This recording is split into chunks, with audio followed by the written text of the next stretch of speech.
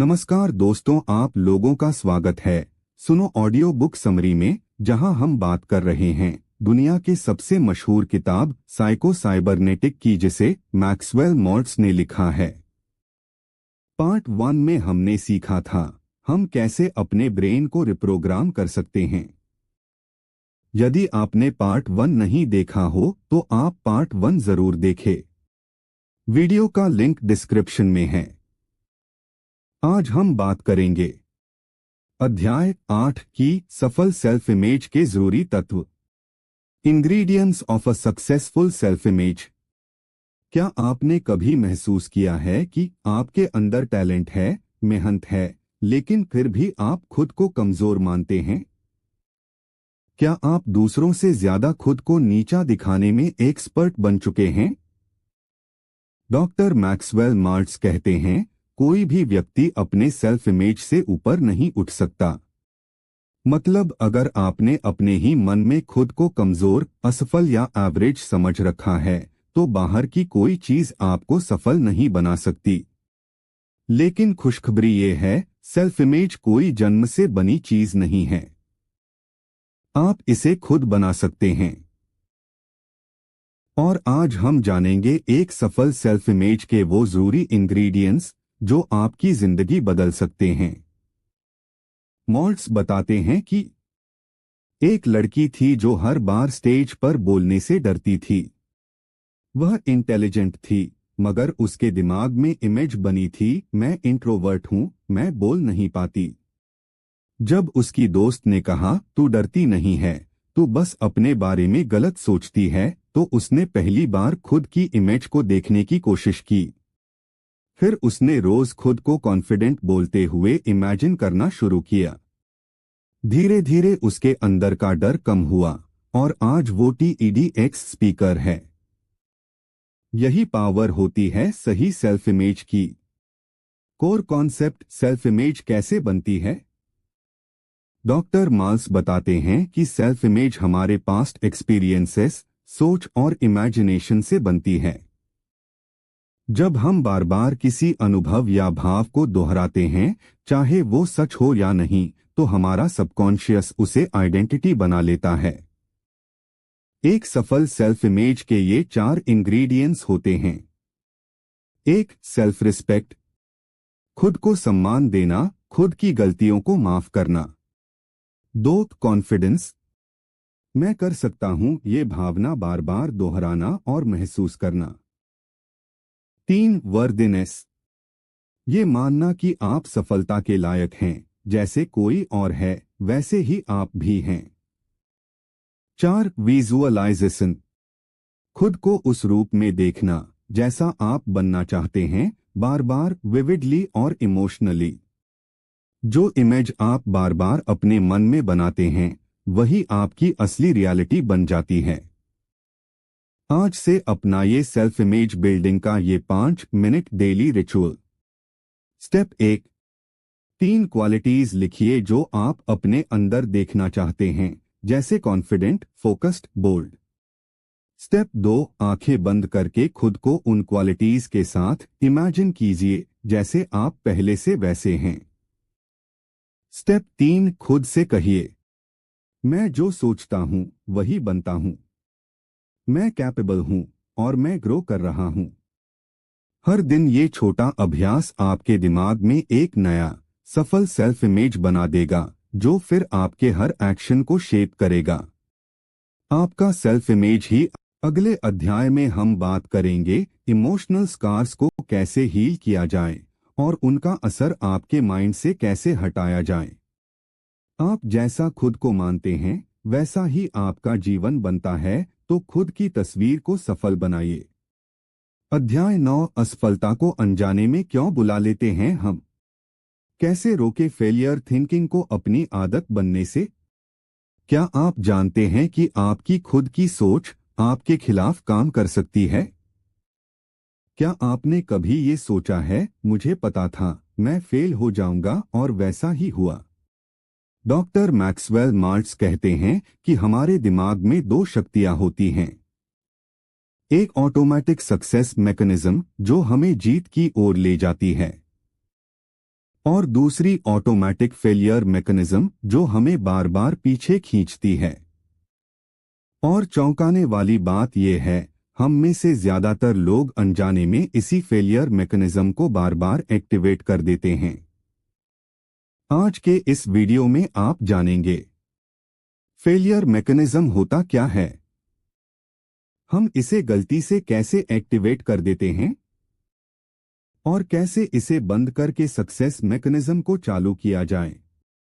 Doctor मार्ल्स बताते हैं कि अमित एक बहुत टैलेंटेड ग्राफिक डिजाइनर था, लेकिन हर बार जब उसे कोई बड़ा प्रोजेक्ट मिलता वो घबरा जाता। उसके दिमाग में एक पुरानी सोच थी, मैं कभी समय पर काम पूरा नहीं कर पाता। उसने ये बात इतनी बार खुद से दोहराई थी कि वो हर बार प्रेशर में गलती कर देता। असल में अमित ने अपने भीतर का ऑटोमेटिक फेलियर मैकेनिज्म इतना एक्टिवेट कर लिया था कि उसका दिमाग सक्सेस के बजाय फेलियर की तैयारी करता था। फिर उसने साइको साइबरनेटिक्स पढ़ी और उसे समझ आया वो फेल इसलिए नहीं होता था क्योंकि वो काबिल नहीं था, बल्कि इसलिए क्योंकि वो खुद को फेल होता हुआ इमेजिन करता था। कोर कॉन्सेप्ट फेलियर मैकेनिज्म होता क्या है? डॉक्टर मार्ट्स के मुताबिक जब आप बार बार अपने पास्ट फेलियर्स को याद करते हैं, खुद को नीचा समझते हैं, डर, चिंता और गिल्ट में जीते हैं, खुद को मेंटली पनिश करते हैं, तब आप अपने दिमाग के फेलियर मैकेनिज्म को ऑन कर देते हैं। और ये मैकेनिज्म काम करता है आपको सैबोटेज करने के लिए, यानी खुद ही अपनी सफलता में रुकावट बनने के लिए। दूसरी तरफ जब आप खुद को माफ करते हैं, खुश रहना सीखते हैं, अपनी इमेजिनेशन का इस्तेमाल करते हैं सफलता विजुअलाइज करने में, तब आप अपने सक्सेस मैकेनिज्म को ऑन करते हैं। आज से शुरू कीजिए 3 step failure override formula. Step 1, failure signals को पकड़िए। जैसे ही आप सोचें मुझसे नहीं होगा, तुरंत स्टॉप कहिए। रिप्लेस कीजिए मैं धीरे धीरे बेहतर हो रहा हूं। स्टेप 2, पॉजिटिव इमेजिनेशन को चालू कीजिए। रोज 5 मिनट आंखें बंद करके इमेजिन कीजिए कि आप सफल हो रहे हैं, काम, कॉन्फिडेंट और कैपेबल। स्टेप 3, जॉय को अलाउ कीजिए। सक्सेस मैकेनिज्म तब काम करता है जब आप रिलैक्स्ड और हैप्पी होते हैं। अपनी छोटी छोटी जीत को सेलिब्रेट करना शुरू करें। हर दिन, हर बार जब आप डर या गिल्ट में फंसते हैं, याद रखिए आप फेलियर मैकेनिज्म ऑन कर रहे हैं। अब समय है स्विच बदलने का। आपका दिमाग एक शक्तिशाली मशीन है, लेकिन ये कैसे काम करेगी इसका रिमोट आपके हाथ में है। जब आप अपनी इमेजिनेशन को कंट्रोल में लेते हैं, आप अपने फेलियर मोड को बंद कर सकते हैं और सक्सेस को अपना स्वभाव बना सकते हैं। अगले चैप्टर में हम जानेंगे how to unlock your real personality, यानी वो असली पावर जो आप डर, दबाव और कंडीशनिंग के नीचे छिपा बैठा है। अब आप अपने असली चेहरे से मिलेंगे, वो जो पूरी दुनिया को हिलाकर रख देगी। जो सोच आप दोहराते हैं वही आपके दिमाग का सिस्टम बन जाता है, तो सफलता को रोज सोचना शुरू करिए। अध्याय 10, how to avoid accidentally activating your automatic failure mechanism. कैसे बचें अपने स्वतः विफलता तंत्र को अनजाने में सक्रिय करने से। कहीं आप खुद ही तो नहीं अपनी असफलता का कारण? क्या आप कभी बिना वजह परेशान हो जाते हैं?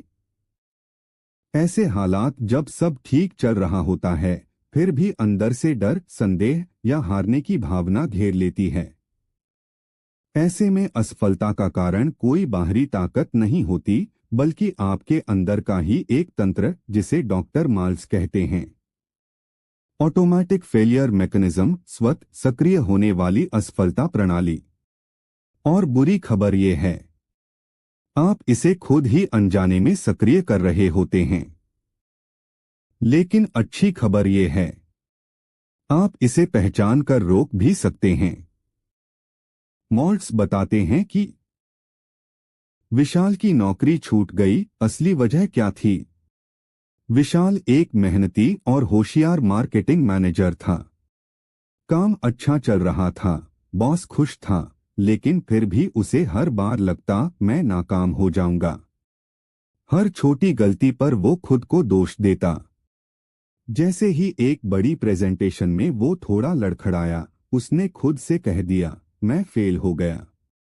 कुछ ही समय में उसकी परफॉर्मेंस गिरने लगी और आखिरकार उसे निकाल दिया गया। वो फेल इसलिए नहीं हुआ क्योंकि वो काबिल नहीं था, बल्कि इसलिए क्योंकि उसने अपने ऑटोमेटिक फेलियर मैकेनिज्म को खुद ही चालू कर दिया था। Core concept explanation. क्या होता है ऑटोमेटिक फेलियर मैकेनिज्म? एएफएम।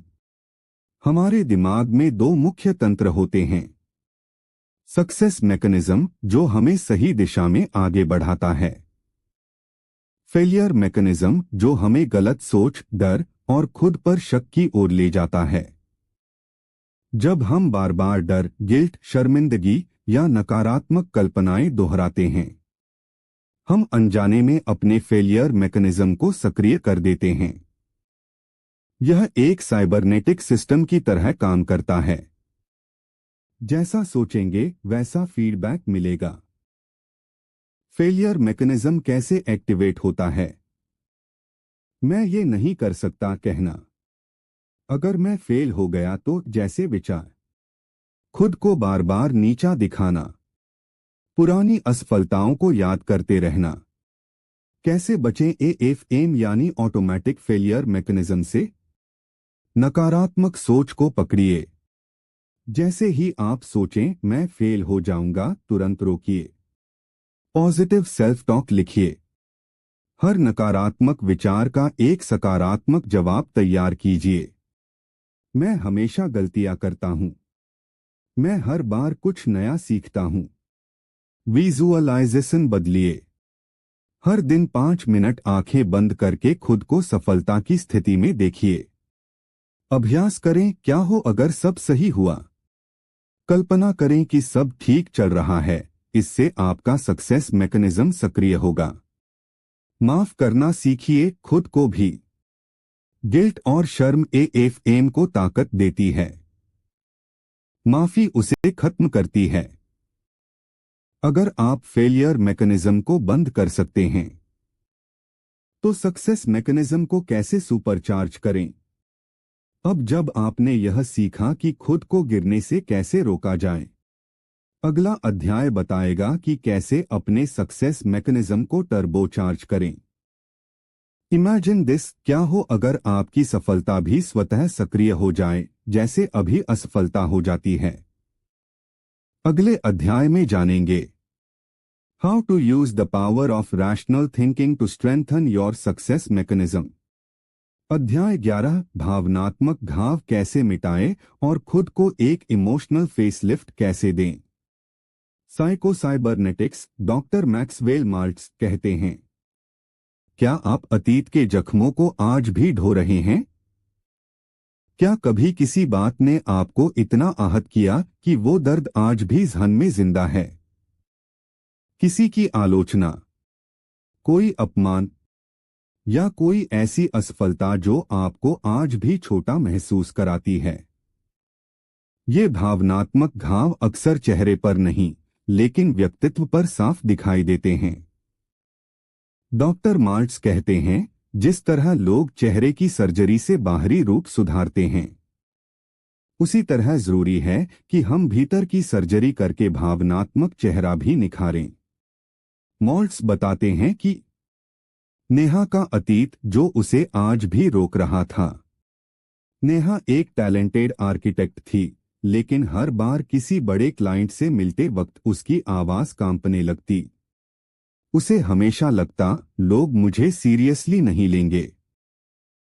थोड़ी गहराई में जाने पर पता चला, जब वो 15 साल की थी, उसके एक शिक्षक ने सबके सामने कहा था, तुम कभी कुछ बड़ा नहीं कर सकती।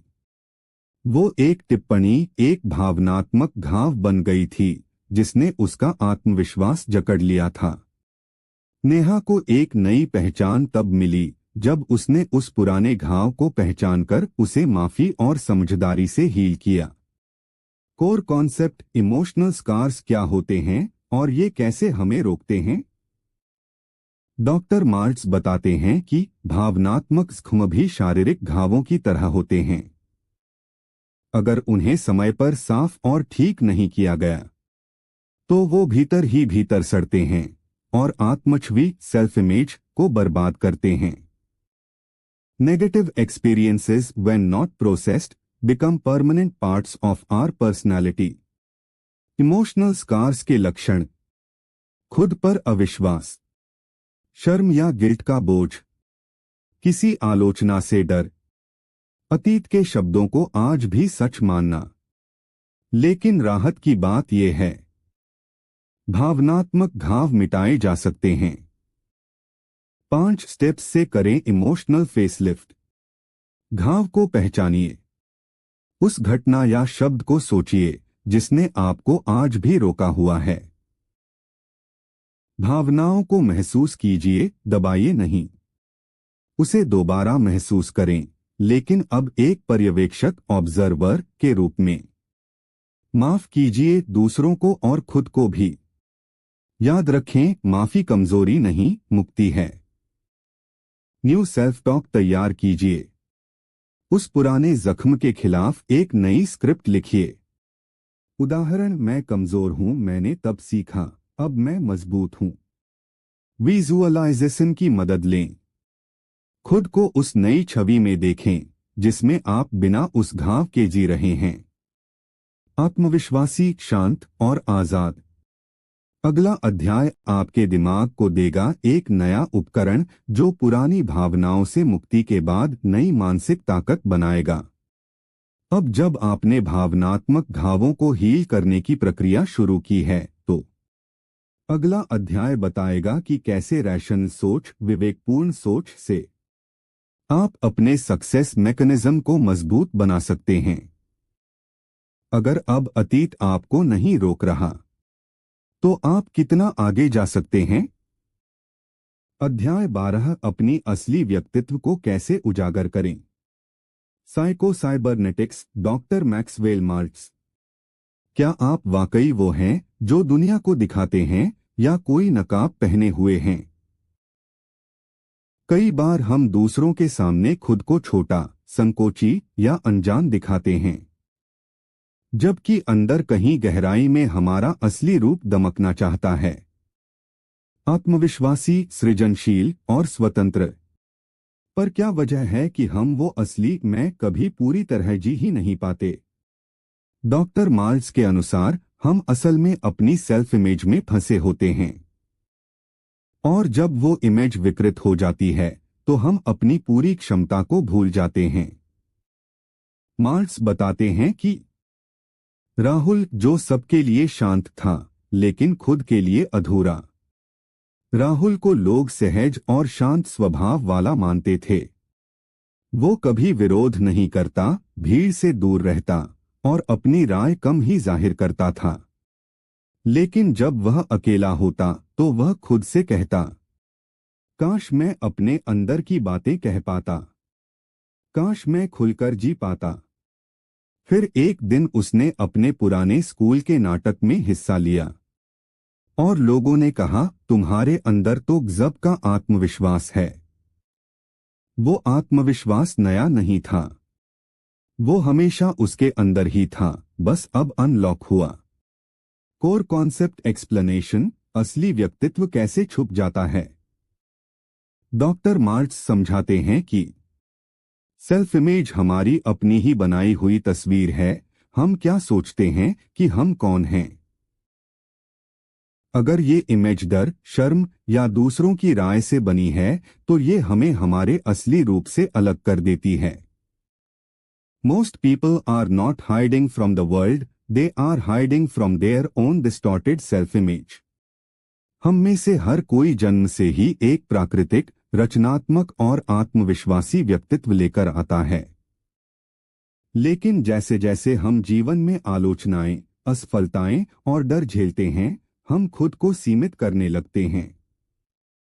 अपनी असली पर्सनैलिटी को कैसे अनलॉक करें? खुद से पूछें, अगर मैं डरता नहीं तो मैं क्या करता? यह सवाल आपको आपके भीतर छुपी सच्ची इच्छाओं से जोड़ेगा। रोज 5 मिनट फ्री राइटिंग करें। बिना रुके अपने मन की बातें लिखें। इससे असली विचार और पहचान सामने आएगी। एक्ट एज इफ तकनीक अपनाएं। जैसे आप पहले से ही आत्मविश्वासी और खुला इंसान हैं, वैसे ही एक्ट कीजिए। व्यवहार आपके अंदर के विश्वास को जगाता है। अपने इनर चाइल्ड को बुलाइए। वो वक्त याद कीजिए जब आप बिना डर के बोलते, खेलते या गाते थे। वही ऊर्जा अब भी आपके भीतर है। पुरानी लेबल्स हटाइए। मैं शर्मीला हूं, मैं इंट्रोवर्ट हूं जैसे शब्दों को खुद से हटाइए।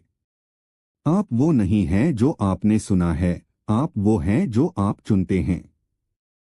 जब आपका असली व्यक्तित्व आजाद हो जाए तो आप क्या कर सकते हैं?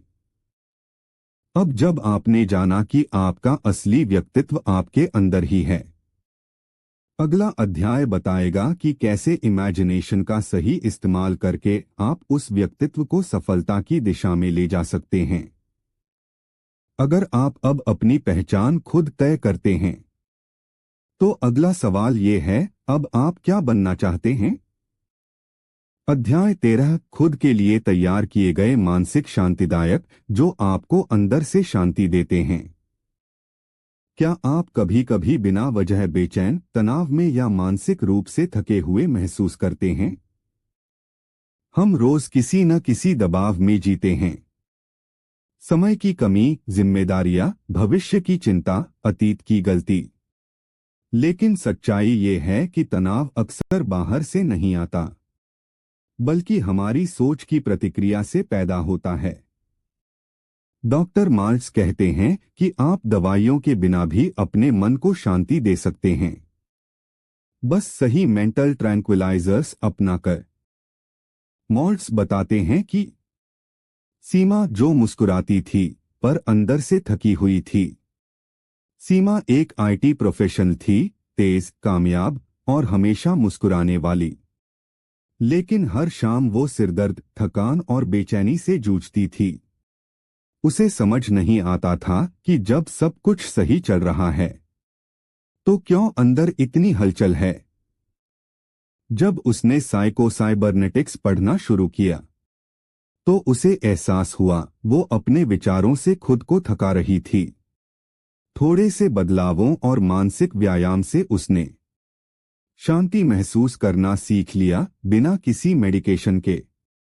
Core concept, do it your self tranquillisers क्या होते हैं?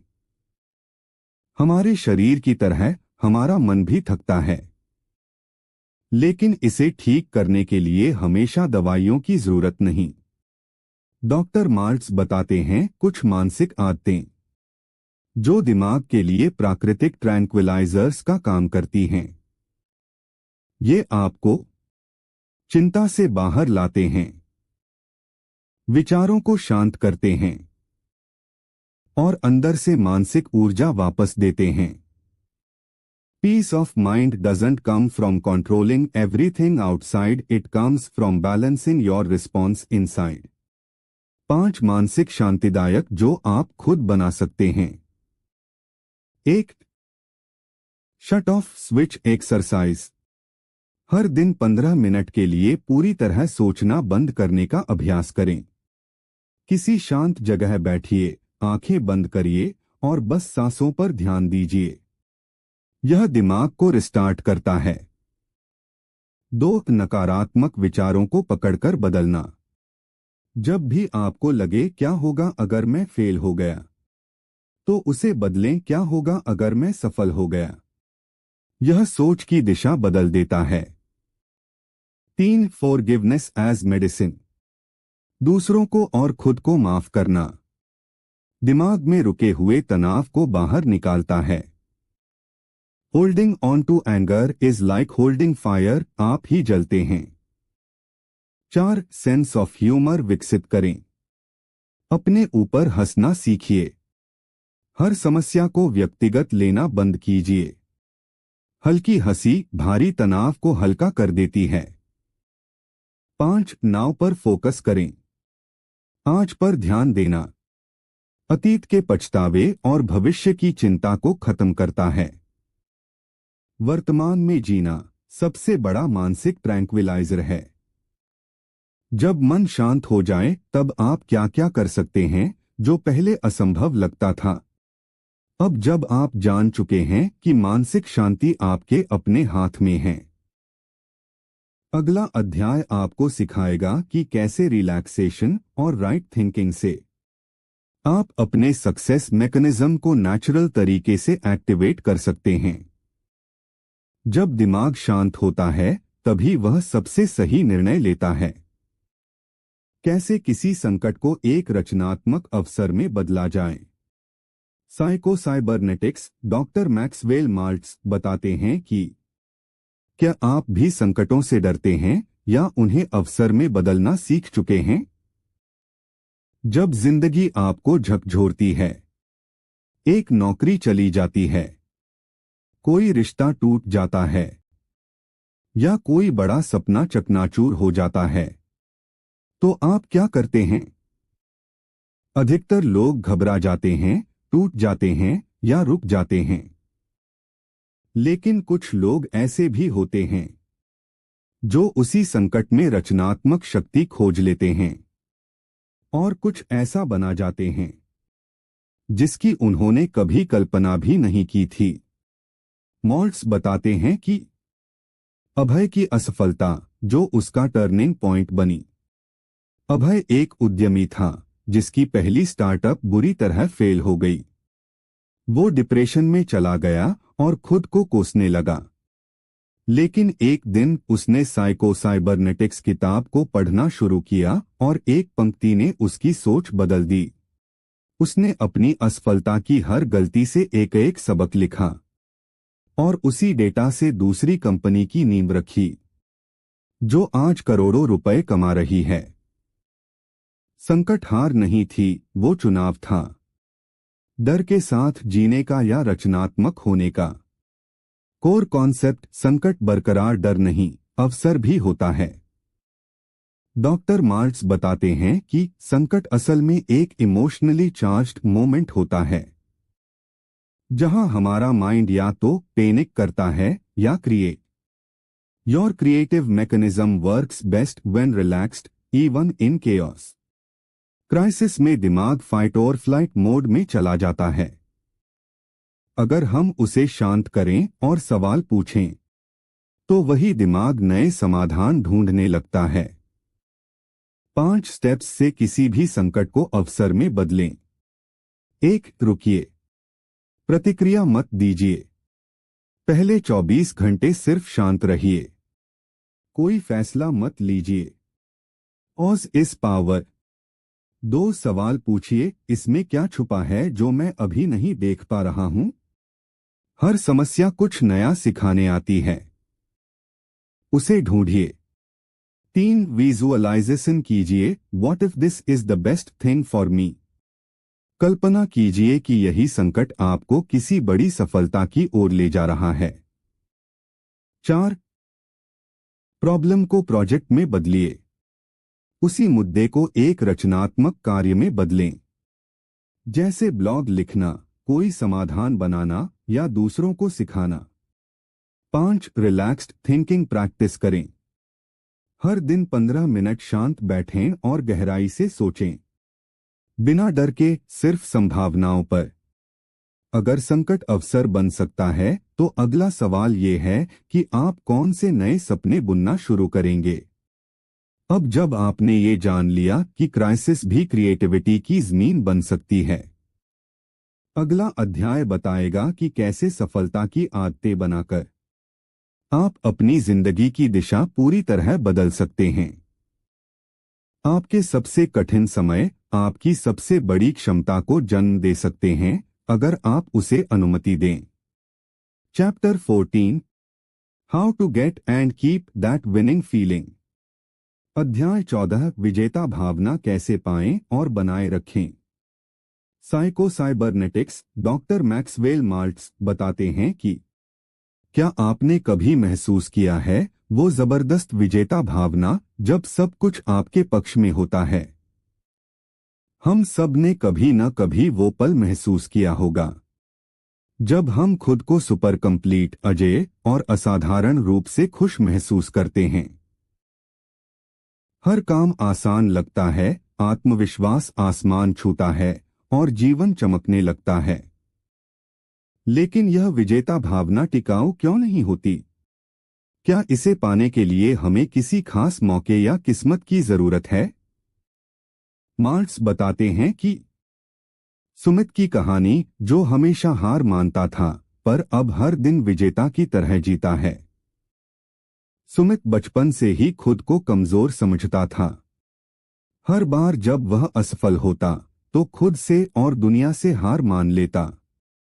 लेकिन जब उसने साइकोसाइबरनेटिक्स पढ़ा तो उसने सीखा कि विजेता भावना बाहरी चीजों से नहीं, अपने अंदर के सोचने के तरीके से आती है। आज सुमित रोज खुद को विजेता की तरह महसूस करता है, चाहे हालात कैसे भी हों। और यही बदलाव उसकी जिंदगी की सबसे बड़ी जीत है। कोर कॉन्सेप्ट विजेता भावना क्या है और कैसे आती है? डॉक्टर मार्ट्स बताते हैं कि विजेता भावना हमारी सेल्फ इमेज का प्रतिबिंब है। जब हमारा दिमाग खुद को सफल, मजबूत और सक्षम मानने लगता है तो हम हर चुनौती को विजयी तरीके से सामना करते हैं। Winning feeling is a state of mind, not a momentary emotion. यह भावना प्रैक्टिस से बनती है। जैसे जिम में मसल्स बनते हैं, वैसे ही सोच में विजेता की ताकत आती है। विजेता भावना पाने और बनाए रखने के 5 तरीके। रोज सुबह खुद से कहें, मैं विजेता हूं, मैं हर स्थिति में जीत सकता हूं। छोटी छोटी जीतों का जश्न मनाएं। हर दिन अपनी किसी छोटी उपलब्धि को सेलिब्रेट करें। अपने आप को विजेता की तरह व्यवहार करें। अपनी बॉडी लैंग्वेज, बोलने का तरीका और सोच को विजेता की तरह बनाएं। नकारात्मक सोच को तुरंत पकड़े और बदलें। जब भी कोई डर या चिंता आए, उसे विजेता सोच से रिप्लेस करें। विजुअलाइजेशन का अभ्यास करें। रोज 5 मिनट अपने आप को किसी चुनौती को विजयी बनाते हुए कल्पना करें। जब आपके अंदर हमेशा विजेता की भावना होगी तो आपकी जिंदगी कैसी दिखेगी? अब जब आपने जाना कि विजेता भावना सिर्फ बाहरी सफलता नहीं, बल्कि आपके मन की एक आदत है, तो अगला अध्याय बताएगा कि कैसे आप अपनी सोच और सेल्फ इमेज को और भी मजबूत बना सकते हैं ताकि आपकी सफलता स्थायी हो। असली जीत आपके अंदर की सोच में होती है। क्या आपकी सोच विजेता है? अध्याय 15 जिंदगी के ज्यादा साल और आपके सालों में ज्यादा जिंदगी। More years of life and more life in your ears. क्या आप चाहते हैं कि आपकी जिंदगी लंबी भी हो और खुशहाल भी? हम सभी चाहते हैं कि हम लंबा जिएं, लेकिन क्या सिर्फ सालों की गिनती काफी है? क्या ये जरूरी नहीं कि जिन सालों में हम जी रहे हैं वे पूरे, खुशहाल और जिंदादिल हों? डॉक्टर मार्ट्स कहते हैं, जिंदगी के साल बढ़ाना आसान है, लेकिन जिंदगी में सालों को बढ़ाना कला है। D.R. मार्क्स बताते हैं कि मोहन की कहानी, जो बीमार और उदास था पर फिर जीना सीख गया। मोहन एक बार बहुत बीमार था। डॉक्टरों ने कहा कि ज्यादा दिन नहीं बचेंगे, पर उसने हार नहीं मानी। उसने अपने सोचने के तरीके को बदला। रोज सकारात्मक सोचने लगा, छोटे छोटे खुशियों को अपनाया और अपने सपनों को जिया। आज मोहन सिर्फ जिंदा नहीं है, बल्कि खुशहाल, सक्रिय और पूरी ऊर्जा के साथ जी रहा है। कोर कॉन्सेप्ट जिंदगी के साल बढ़ाने के साथ जिंदगी में सालों को कैसे बढ़ाएं। डॉक्टर मार्ट्स बताते हैं कि हमारे मनोवैज्ञानिक दृष्टिकोण का हमारे जीवन की गुणवत्ता पर सीधा प्रभाव पड़ता है। Longer life is not just about physical health, it's about mental vitality. जब आपका दिमाग उत्साही, आशावादी और शांत होता है, तो आपके शरीर और मन दोनों को ज्यादा जीवन शक्ति मिलती है। जिंदगी के साल और सालों में जिंदगी बढ़ाने के 5 उपाय। हर दिन नए अनुभव और सीखें खोजें। जिंदगी को दिन प्रतिदिन रोचक बनाएं। ध्यान, मेडिटेशन और रिलैक्सेशन का अभ्यास करें। मानसिक तनाव कम करता है और ऊर्जा बढ़ाता है। सकारात्मक सोच और ग्रैटिट्यूड अपनाएं। हर दिन उन चीजों के लिए धन्यवाद करें जो आपके पास हैं। शारीरिक और मानसिक स्वास्थ्य का ध्यान रखें। सही खानपान, व्यायाम और पर्याप्त नींद लें। अपने जीवन के उद्देश्य पर फोकस करें। एक स्पष्ट लक्ष्य और उद्देश्य जीवन को सार्थक बनाता है। जब आपकी जिंदगी में वर्षों की संख्या बढ़ेगी और गुणवत्ता भी, तो आपका अगला कदम क्या होगा? अब जब आप समझ चुके हैं कि जिंदगी लंबी और खुशहाल दोनों हो सकती है, जीवन की सबसे बड़ी खुशी उसे पूरी तरह से जीने में है, न कि सिर्फ जीने में। वीडियो अच्छा लगा हो तो वीडियो को लाइक करें, चैनल को सब्सक्राइब करें।